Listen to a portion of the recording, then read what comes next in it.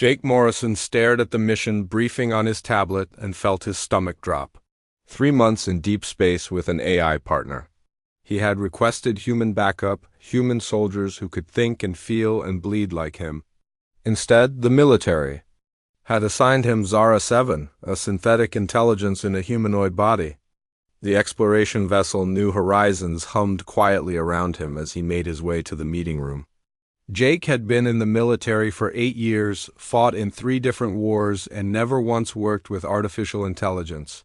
He trusted flesh and blood, instinct and gut feelings. Machines were tools, nothing more. The door slid open and Jake saw her for the first time. Zara 7 stood near the viewport, her back to him, looking out at the stars. She was tall, maybe 5'8", with dark hair that fell to her shoulders. Her body looked completely human from behind, dressed in standard military fatigues. "Lieutenant Morrison," she said without turning around. Her voice was smooth, pleasant, but Jake could hear the slight artificial quality that marked her as synthetic. "I have been reviewing our mission parameters." "Great," Jake muttered, dropping into a chair. "Let me guess, you have already calculated our success probability down to the 4th decimal place." Zara turned then, and Jake was surprised by her face. The military had done good work. She looked human, with brown eyes and skin that seemed real. Only the slight glow in her optical sensors gave her away. 73.6%, she said simply. "Though that number increases significantly if we work together effectively." Jake snorted. "Right, work together. You follow orders, I make the real decisions. That is how this partnership works." Something flickered across Zara's expression, too quick for Jake to identify. "I understand your reluctance, Lieutenant. Many humans prefer to work with their own kind. However, I should point out that my reaction time is 3 times faster than yours. My aim is 99.7% accurate, and I do not require sleep or food." "And you do not have instincts," Jake shot back.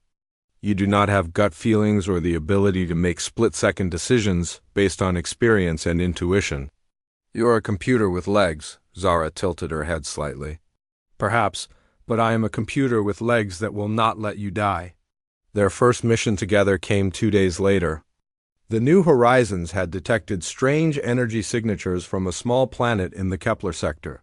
Jake and Zara were sent to investigate what appeared to be an abandoned research facility. The planet's surface was rocky and cold, with a thin atmosphere that required breathing gear. Jake moved carefully through the facility's corridors, his rifle ready, while Zara scanned for life signs and energy sources. "The facility is not abandoned," Zara reported quietly. "I am detecting 17 life forms, possibly human, in the lower levels." Jake cursed under his breath. Human prisoners meant this was a trap. The aliens who had been raiding human colonies were known for using captives as bait. "We call for backup," Jake decided. "This is too big for just 2 of us." "Negative," Zara replied. "My scans indicate the prisoners are in immediate danger. Their life signs are weak and declining. We have perhaps 2 hours before they begin dying." Jake wanted to argue, but something in Zara's voice stopped him. She sounded almost concerned, which was impossible since she was just a machine. They made their way deeper into the facility, and Jake had to admit that Zara was useful. Her sensors picked up hidden traps and enemy positions that he would have missed. Her tactical analysis was flawless, and her suggestions actually made sense. When they reached the lower levels, they found the prisoners. 17 human colonists, mostly women and children, held in crude cages. They were barely alive, weak from hunger and dehydration. "We need to get them out of here," Jake said, but even as he spoke, he heard the sound of approaching footsteps. "Lots of them," Vex warriors, Zara identified. "At least 40, moving in from 3 directions." Jake's blood ran cold. The Vex were insectoid aliens, fast and deadly, with natural armor that could stop most small arms fire. 40 of them against 2 soldiers was suicide. "We cannot fight that many," Jake said. "We need to find another way out." "There is no other way," Zara replied calmly. "The facility has only one exit, and they are blocking it. We fight, or the prisoners die." Jake looked at the terrified faces of the colonists. Children who would never see their homes again if he failed. He made his decision. "All right," he said. "We make our stand here. But we are going to die doing it." "Perhaps," Zara said, and Jake was surprised to hear what sounded like determination in her voice.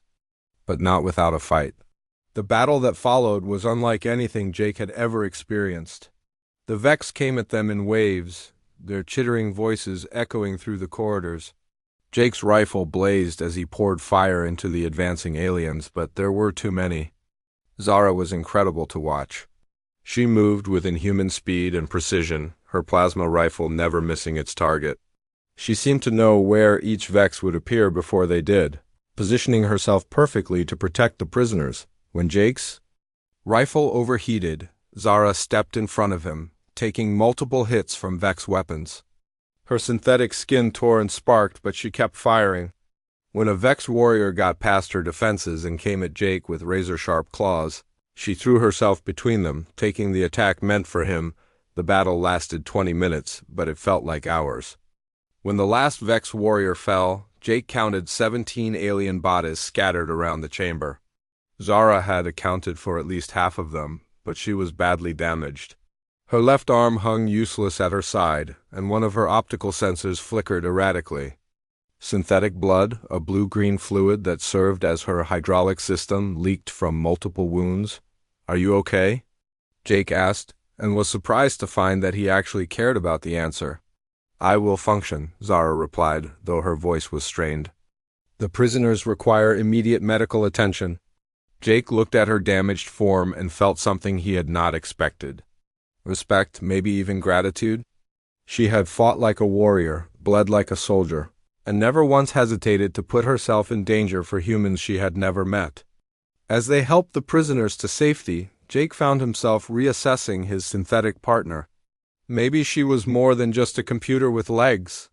Maybe she was something else entirely. That night, after the prisoners had been evacuated and the mission reports filed, Jake sat in the ship's maintenance bay with a toolkit, working on Zara's damaged systems.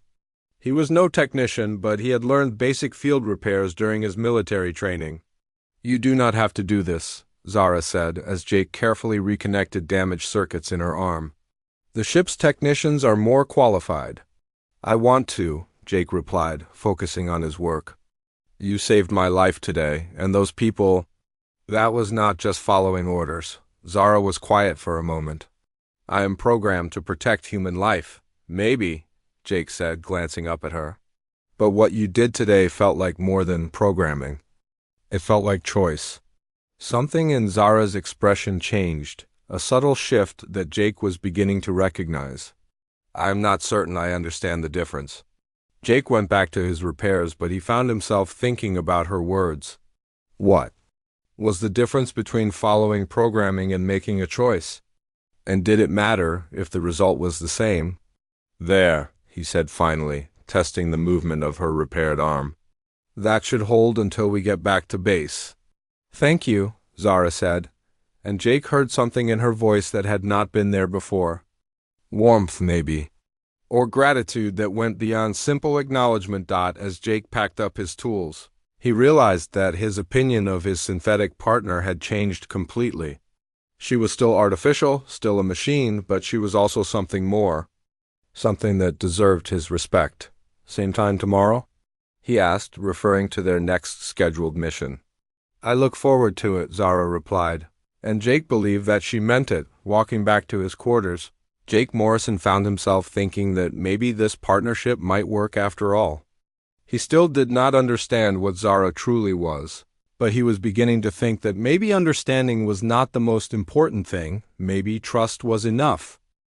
The weeks that followed changed everything between Jake and Zara. What had started as reluctant cooperation slowly became something deeper.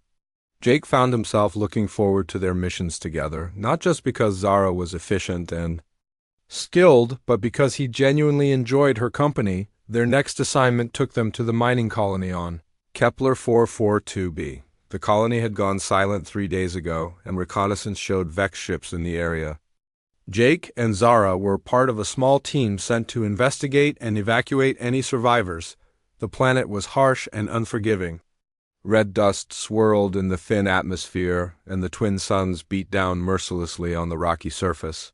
The mining colony sat in a valley between two mountain ranges, its prefabricated buildings looking small and vulnerable under the alien sky. Life signs are scattered throughout the colony, Zara reported as they approached the perimeter. Approximately 30 humans, but their readings are weak. Jake nodded grimly. Weak life signs usually meant the Vex had been conducting experiments. The insectoid aliens were known for their biological research, using captured humans as test subjects for their various toxins and diseases. They moved through the colony carefully, Jake's rifle ready while Zara scanned for threats. The first building they entered was a mess. Furniture was overturned, blood stained the walls, and the air smelled of fear and death. They put up a fight, Jake observed, noting the bullet holes in the walls and the scattered shell casings on the floor. The colonists were miners, not soldiers, Zara said, kneeling beside a fallen chair.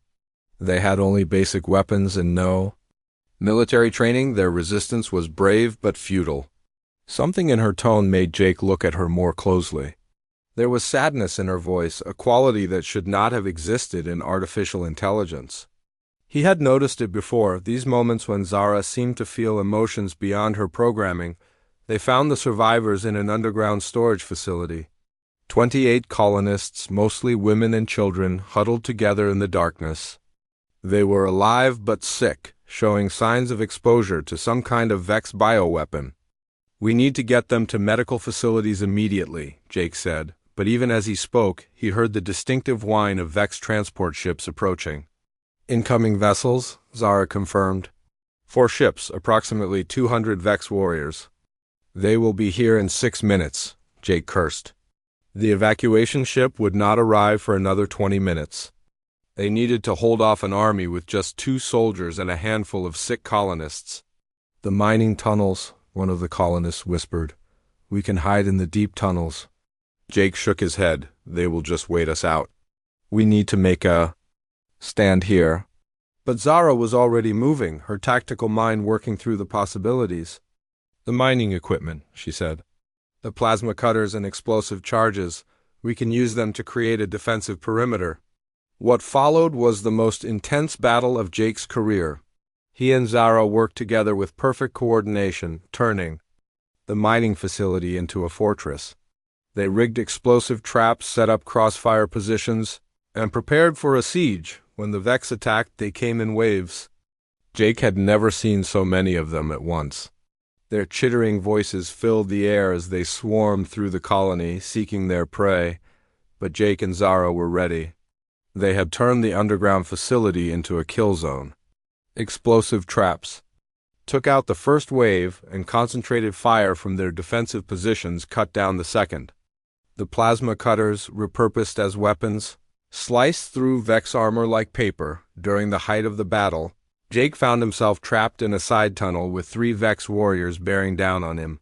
His rifle was empty and he had no time to reload. He was certain he was about to die. Then Zara appeared, moving with inhuman speed and precision. She took down all 3 Vex in seconds, her plasma rifle blazing. But as she turned to check on Jake, a 4th Vex warrior emerged from the shadows, its claws aimed at her back. "Zara, look out!" Jake shouted, but she was already moving, spinning around to face the threat. The Vex claws raked across her shoulder, tearing through her synthetic skin and damaging her internal systems. She killed the warrior with a single shot, then staggered slightly. Blue-green fluid leaked from her wounds and her left arm hung at an odd angle. "Are you all right?" Jake asked, rushing to her side. "I will function," she replied, but Jake could see the damage was significant. Her optical sensors flickered, and her movements were less fluid than before. The battle continued for another hour before the Vex finally retreated. Jake and Zara had held them off, protecting the colonists until the evacuation ship arrived. But the cost had been high. Zara's systems were badly damaged, and Jake himself was exhausted and wounded. As the medical teams took care of the colonists, Jake sat with Zara in the makeshift field hospital. Her injuries were beyond his ability to repair, but he did what he could to stop the leaking fluid and stabilize her damaged systems. "You saved my life again," he said as he worked. "That makes twice now." "It is what partners do," Zara replied. But her voice was weak. "They protect each other." Jake looked up at her, surprised by the word choice. Partners, not just soldiers following orders, but partners. The distinction felt important, though he was not sure why. "Is that what we are?" he asked. "Partners?" Zara's optical sensors focused on him, and Jake saw something in her expression that he had never seen before. "Uncertainty, maybe, or hope? I would like to think so," she said quietly. "I have been analyzing our mission reports and our success rate is significantly higher than standard military projections. But more than that, I find myself looking forward to our assignments together." "Looking forward to them?" Jake asked. "That sounds almost like enjoyment." "Perhaps it is," Zara admitted. "I do not fully understand what I am experiencing. My programming does not account for these feelings, these preferences. They seem to be developing independently." Jake finished his repairs and sat back, studying her face. "What kind of feelings?" Zara was quiet for a long moment. "Satisfaction when we succeed. Concern when you are in danger. Something that might be called happiness when we work well together. And when I consider the possibility of being assigned to a different partner, I experience what I can only describe as distress." Jake felt something shift in his chest. He had been thinking of Zara as an advanced machine, but listening to her describe her experiences made him realize that maybe she was something more, something new. "I have been having similar thoughts," he admitted. "About our partnership, I mean. You are not what I expected when they assigned me an AI partner." "What did you expect? A tool?" Jake said honestly. "Something to follow orders and provide tactical support. But you are more than that. You think, you adapt, you make choices that go beyond your programming. Sometimes I forget that you are artificial." Zara's expression brightened slightly. "I'm glad you think so. I have been wondering what it means to be truly alive, to have consciousness beyond mere programming. Your acceptance makes me feel more real somehow." They sat in comfortable silence for a while, watching the evacuation ships load the rescued colonists. Jake found himself thinking about consciousness and what it meant to be alive. Was it biology that mattered, or something else? Did it matter? If Zara was made of metal and circuits instead of flesh and blood? "Zara," he said finally, "do you dream?" She tilted her head, considering the question. "I do not shut down completely during rest periods. My systems run diagnostic routines and process the day's data. But sometimes I experience scenarios that have no logical basis. Images and sensations that seem to come from nowhere. If those are dreams, then yes, I dream." Jake smiled. "What do you dream about?" "Many things," Zara replied. "But often I dream about our missions together. About the people we have saved and the battles we have fought. And sometimes I dream about what it would be like to be human." The admission hung between them, heavy with meaning. Jake realized that his feelings about Zara had been changing for weeks without him noticing. She was no longer just his AI partner. She was becoming something more important to him, something he did not quite have words for yet. "Being human is not all it is cracked up to be," he said lightly. "We get tired, we make mistakes, we let emotions cloud our judgment, but you also love," Zara said softly. "You feel joy and sorrow and hope. You create art and music and stories. You form bonds with others that transcend logic and programming." Jake looked at her, really looked at her, and saw something in her eyes that took his breath away. It was longing, pure and simple. The desire to be more than she was, to experience life in all its messy, complicated glory. "Maybe you already do some of those things," he said quietly. "Maybe being human is not about what you are made of, but about how you choose to live." Zara's optical sensors brightened, and Jake could have sworn he saw tears forming in her artificial eyes. "Do you really think so?" "I am starting to," Jake admitted. "I am really starting to." As the evacuation ships prepared to depart, Jake helped Zara to her feet. She was still damaged, still leaking synthetic blood, but she stood with dignity and grace. She was beautiful, Jake realized with a start. Not just well-designed or aesthetically pleasing, but genuinely beautiful. The realization scared him more than any Vex warrior ever had. The emergency briefing came at 0600 hours, waking Jake from restless sleep. He stumbled to the meeting room still half-dressed, his mind foggy with exhaustion. The past month had been brutal, with mission after mission as the war against the Vex intensified. But nothing had prepared him for what Admiral Collins was about to tell them. "We have discovered the source of the Vex advance," the Admiral said, his weathered face grim. "Long-range reconnaissance has identified a massive construction in the Proxima system. Our analysts believe it is a weapon of unprecedented power." The holographic display showed a structure that defied imagination.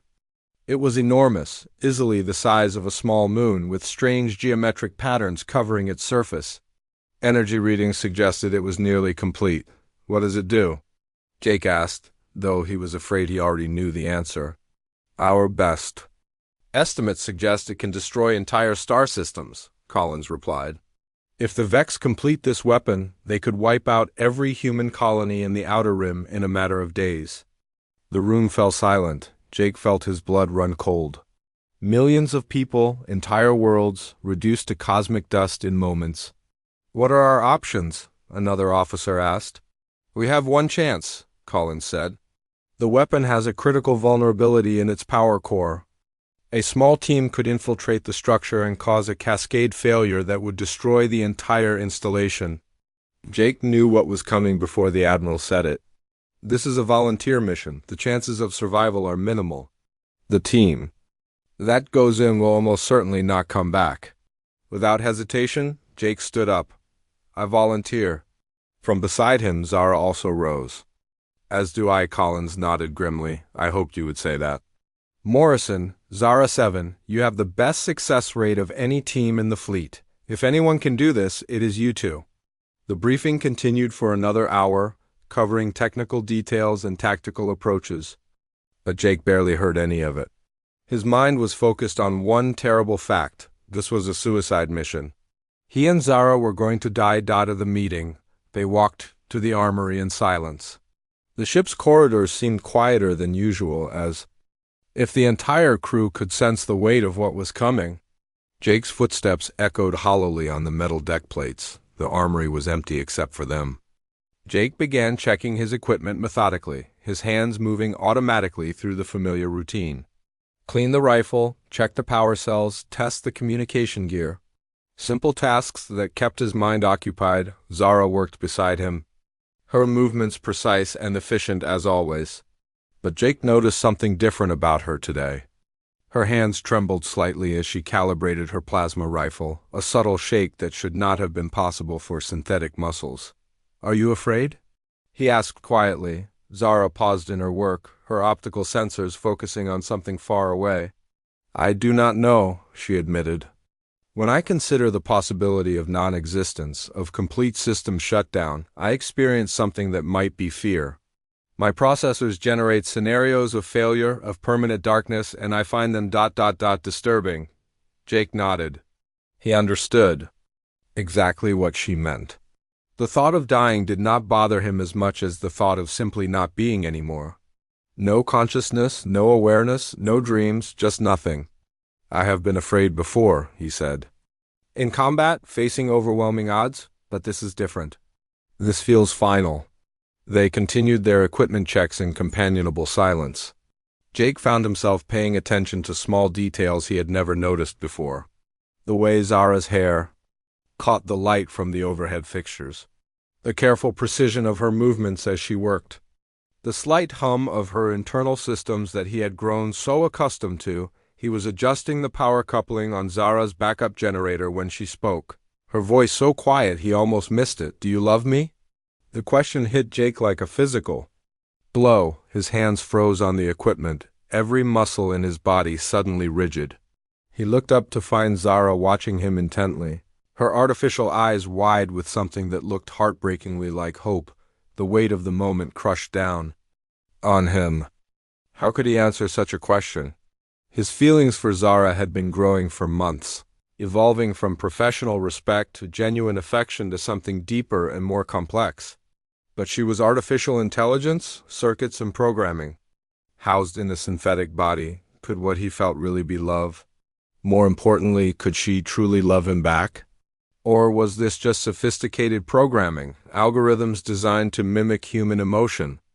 The thought that her feelings might not be real made his chest tight with something that might have been panic. He started, then stopped. Words seemed inadequate, too small to contain the complexity of what he was feeling. Zara's expression began to shift, hope fading into something that looked like disappointment. "I'm sorry," she said, turning back to her equipment.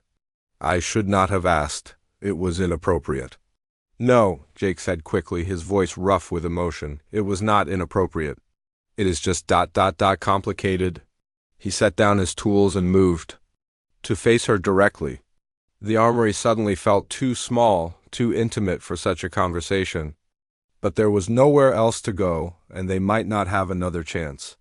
"Zara, when I first met you, I thought you were just a machine. Advanced, sophisticated, but still just a machine following programming. But over these past months, you have become something else, something I do not have words for."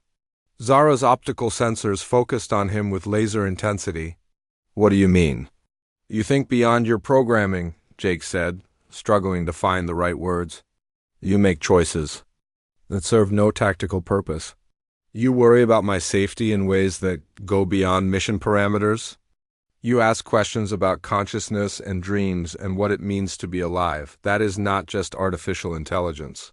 That is something more. But am I capable of love?" Zara asked, her voice barely above a whisper. "Can something artificial truly feel such emotions?"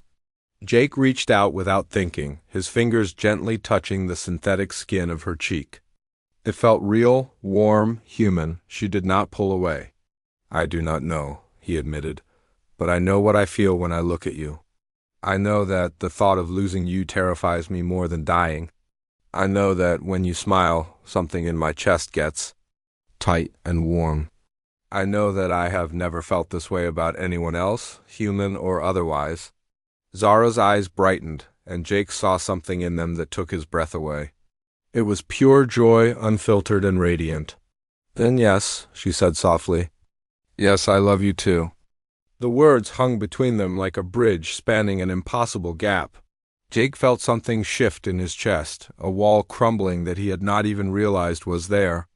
"I may not understand what love truly means," Zara continued. "I have no reference point, no previous experience to compare it to. But I know that when I am with you, I feel complete in a way I never have before. I know that your happiness matters to me more than my own survival protocols. I know that losing you would be worse than my own destruction." Jake stepped closer, his hand still touching her face. "Then we are in this together. Whatever happens on this mission, we face it together." Zara leaned into his touch, and for a moment they stood there in the armory, two beings from different worlds finding connection in the face of certain death. The war, the mission, the terrible weapon waiting. For them in the Proxima system, none of it mattered in that moment. "I wish we had more time," Zara said quietly.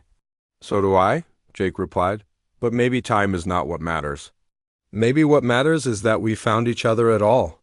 They held each other then, synthetic and human, artificial and natural, two forms of consciousness that had somehow learned to love.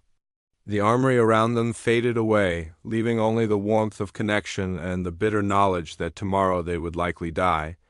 But for now, in this moment, they were alive and together and in love.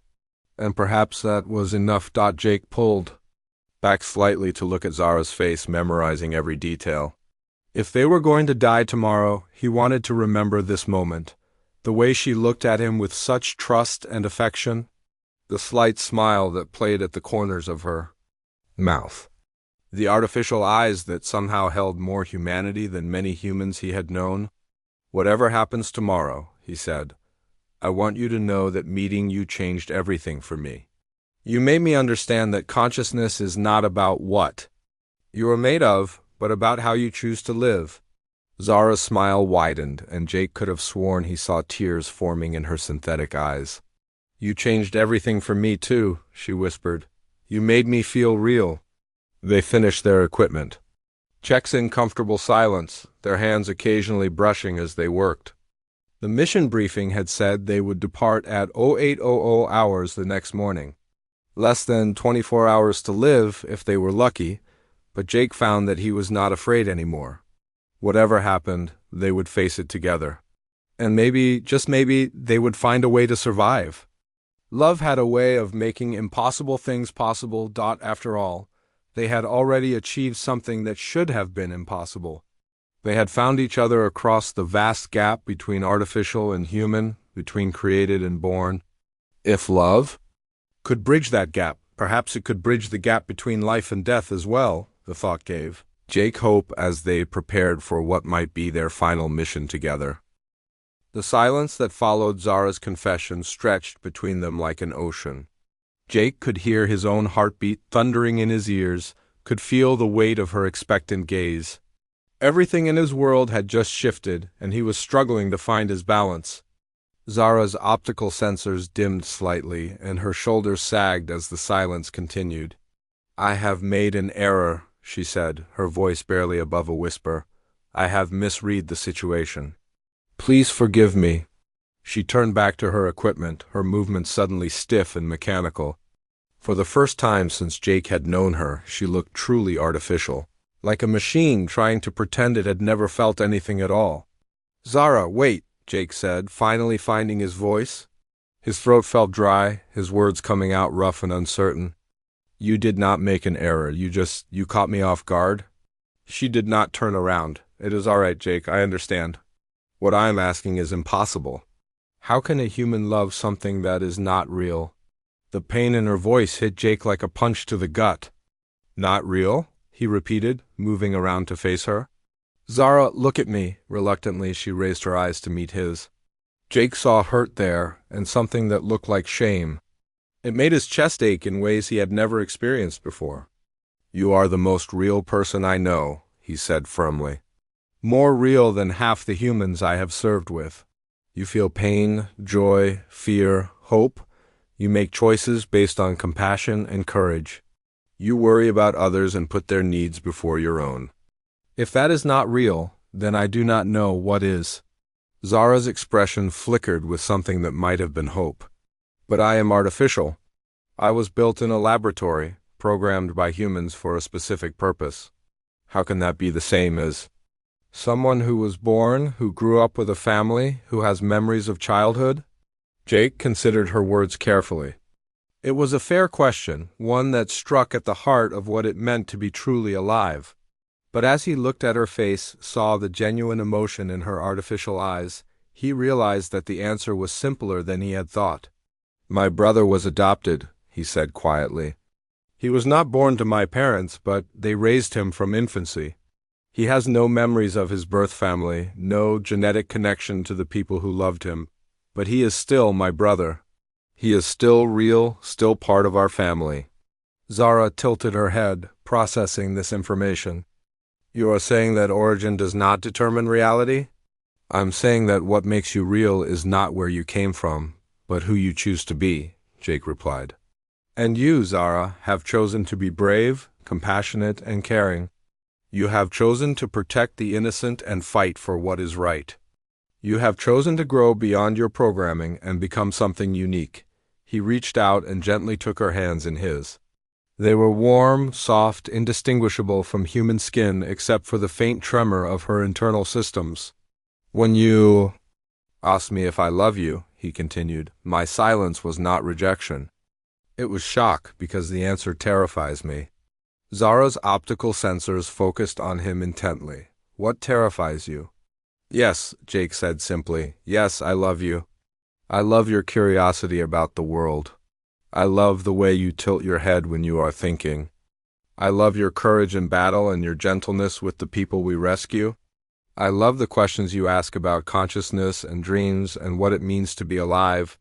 Zara's eyes brightened, but Jake held up a hand to stop her from speaking. "But loving you terrifies me because I do not know what it means," he continued.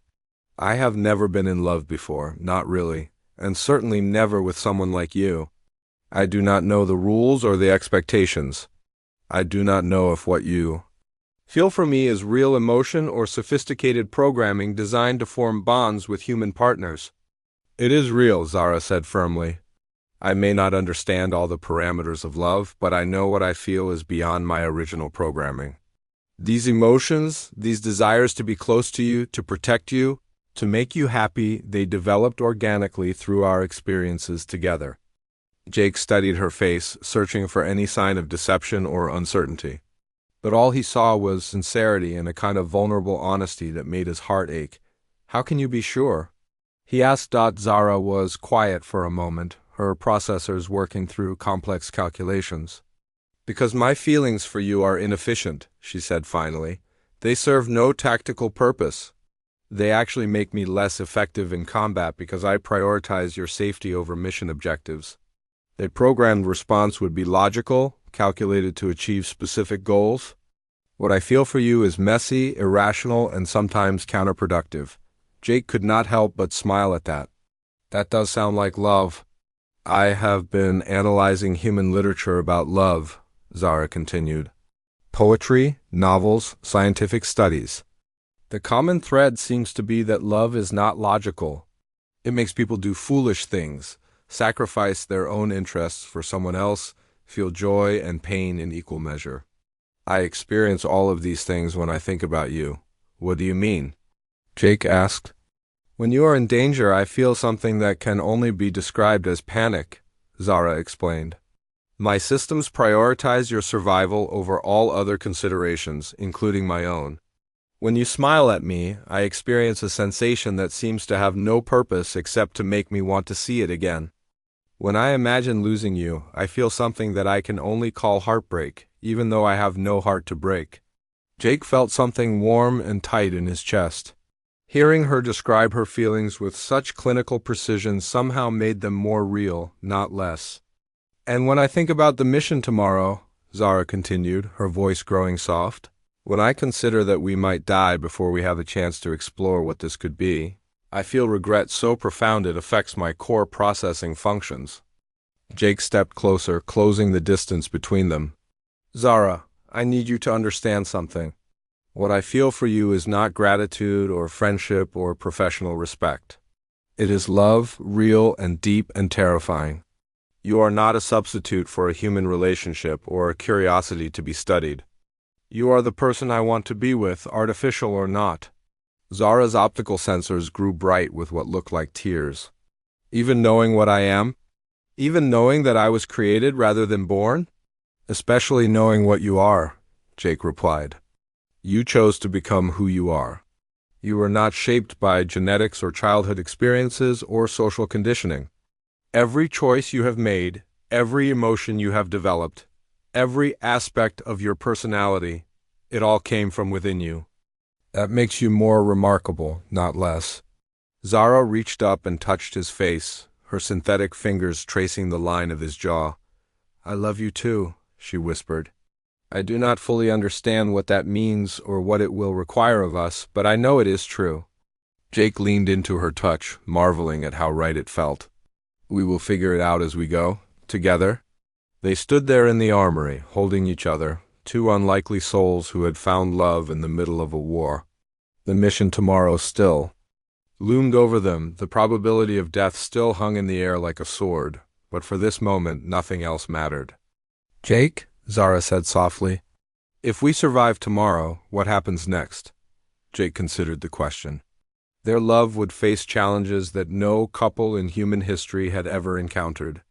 Questions of mortality, of what it meant to build a life with someone who might theoretically live forever.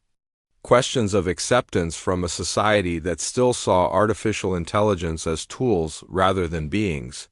I do not know, he admitted, but I know I want to find out, with you. Zara smiled, and Jake realized that he would do anything to see that expression again.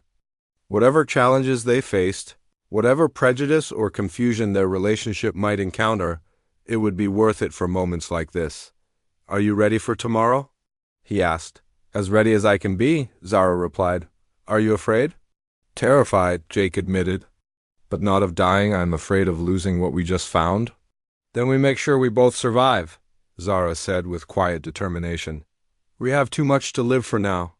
Jake nodded, feeling a new resolve settling in his chest. They had found something worth fighting for, something worth surviving for. Love had given them a reason to defy the impossible odds they would face tomorrow. Together, they finished preparing their equipment for the mission. But now their movements had a different quality, charged with new purpose and hope. They were no longer just soldiers going on a suicide mission. They were two people in love who had decided they were going to live. The stealth transport dropped Jake and Zara at the edge of the Vex weapon facility just as the system's twin stars began to rise. The massive structure loomed before them like a technological nightmare, its dark metal surface covered in strange geometric patterns that seemed to shift and move in the changing light. Jake checked his equipment one final time, his hand steady despite the magnitude of what they were about to attempt. Beside him, Zara ran her final system diagnostics, her optical sensors scanning the alien architecture for weaknesses and entry points. Are you ready? Jake asked, though he knew the question was pointless. They had no choice but to be ready. Yes, Zara replied, her voice calm and determined. Whatever happens, we face it together. They moved through the facility's outer defenses like ghosts, using every skill they had learned in months of fighting together. Zara's sensors guided them past automated turrets and patrol drones, while Jake's human instincts warned them away from areas that felt wrong. Dangerous in ways that no scanner could detect, the Vex had built their weapon with typical alien efficiency. Corridors stretched in straight lines toward the central core, with no wasted space or decorative elements.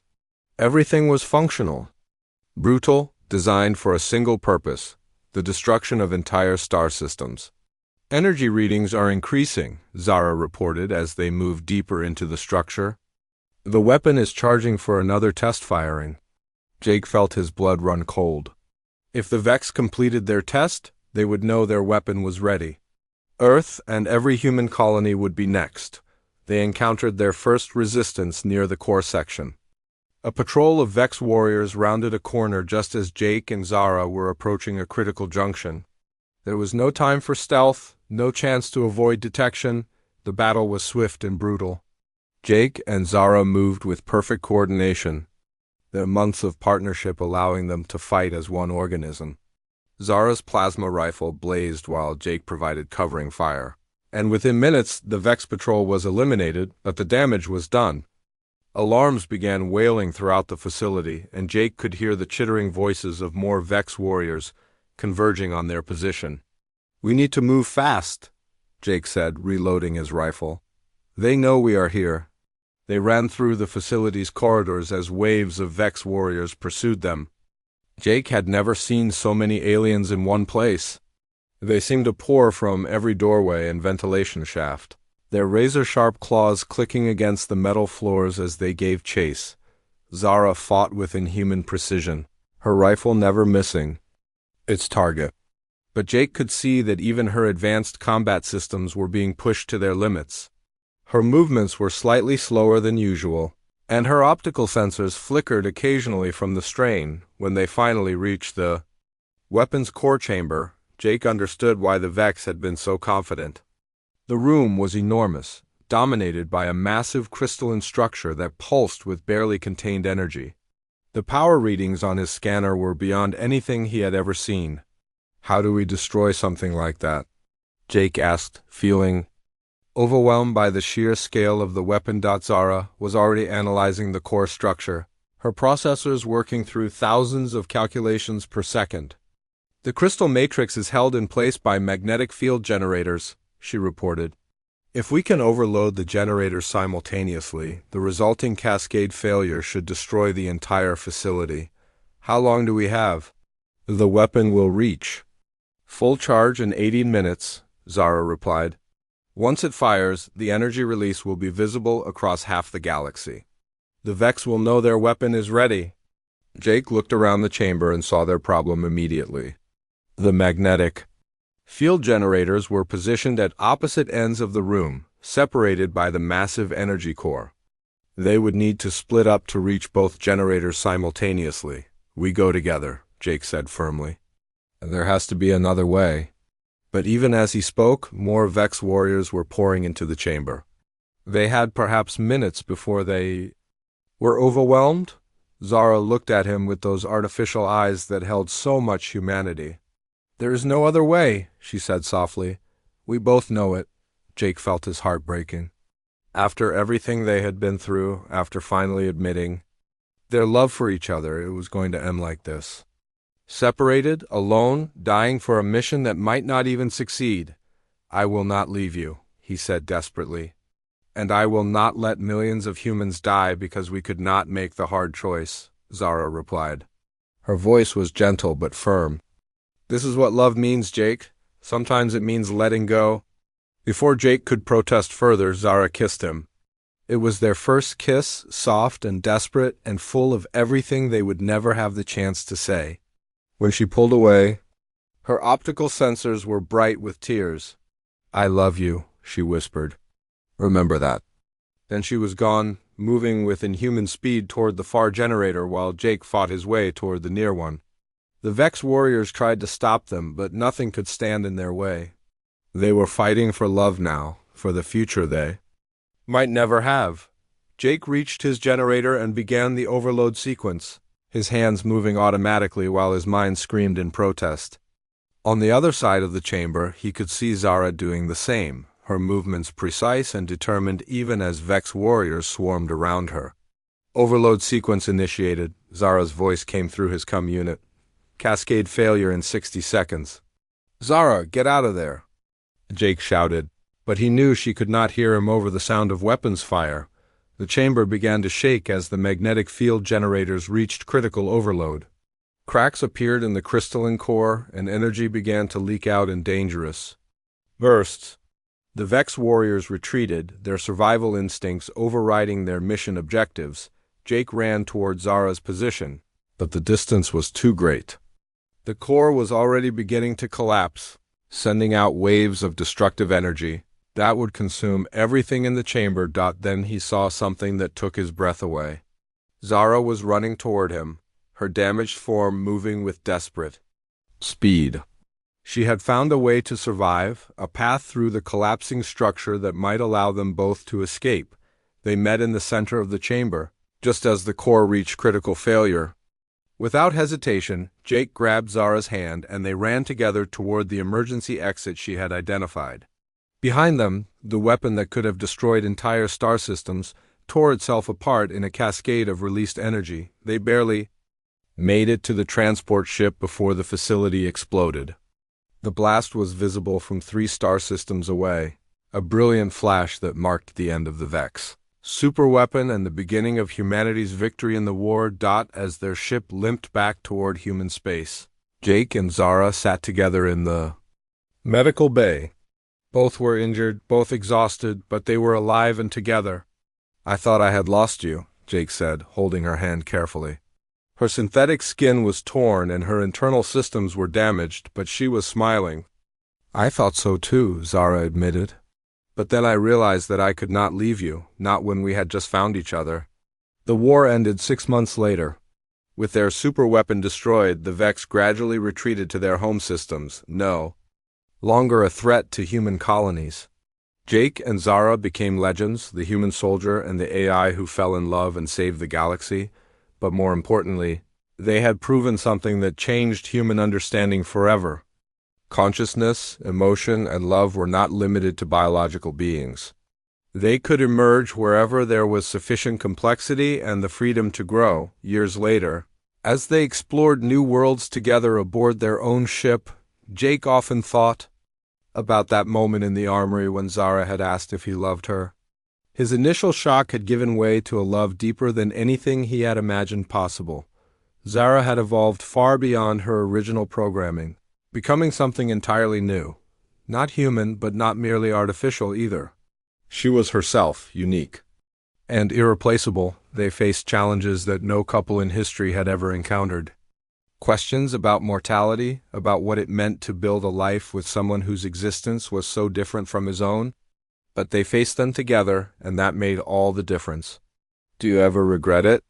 Zara asked one evening as they watched a sunset on a planet whose name they had not yet learned. Falling in love with something artificial? Jake turned to look at her, this remarkable being who had chosen to love him back. Never, he said firmly. You are not artificial. Anymore, Zara. You are real in every way that matters. She smiled, and Jake realized that he would spend the rest of his life trying to deserve that smile. Their love story had begun with a question asked in fear and answered in hope. It would continue for as long as they chose to write it together. In the end, what made someone truly alive was not their origin, but their capacity to grow, to feel, to love. And by that measure, Zara was the most alive person Jake had ever known.